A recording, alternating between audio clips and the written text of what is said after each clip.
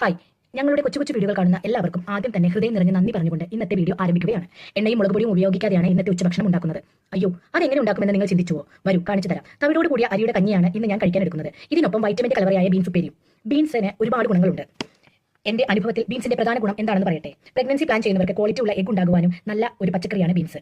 Beans തോരൻ എങ്ങനെ ഉണ്ടാക്കാമെന്ന് നമുക്ക് നോക്കാം. ബീൻസ്, തേങ്ങ, പച്ചമുളക്, ഉപ്പ് എന്നിവ ആവിയിൽ വേവിച്ചെടുത്ത ഹെൽത്തിയായ തോരൻ റെഡി. ബീൻസ് തോരന് പുറമെ ഇടിച്ചക്ക തോരൻ കൂടെ ഉണ്ട്. ചക്കക്കാലം ആരംഭിച്ചതുകൊണ്ട് ചക്ക സുലഭമായി കിട്ടുന്നു. ഇടിച്ചക്ക ആരോഗ്യത്തിന് ധാരാളം ഗുണങ്ങളുണ്ട്. വണ്ണം കുറയ്ക്കുവാനും ദഹന വ്യവസ്ഥ നന്നാക്കാനും ഇടിച്ചക്കയ്ക്ക് കഴിയുന്നു. ഇടിച്ചക്ക തോരൻ എങ്ങനെ ഉണ്ടാക്കുന്നതെന്ന് കൂടി പറയാം. വേവിച്ച ഇടിച്ചക്കയിൽ തേങ്ങ, ജീരകം, വെളുത്തുള്ളി, ചെറിയുള്ളി, കരിവേപ്പില, ഉപ്പ് എന്നിവ ചേർത്ത് ആവിയിൽ വേവിച്ചെടുത്താൽ നല്ലൊരു ഇടിച്ചക്ക തോരൻ റെഡിയായി.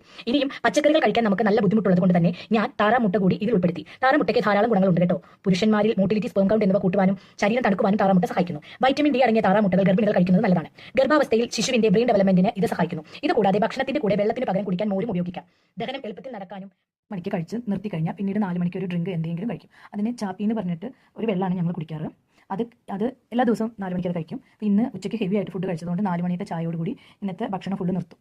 പിന്നീട് ഭക്ഷണം കഴിക്കുന്നത് പിറ്റേ ദിവസം രാവിലെ 7 മണിക്ക് ഫ്രൂട്ട്സ് കഴിച്ചിട്ടാണ്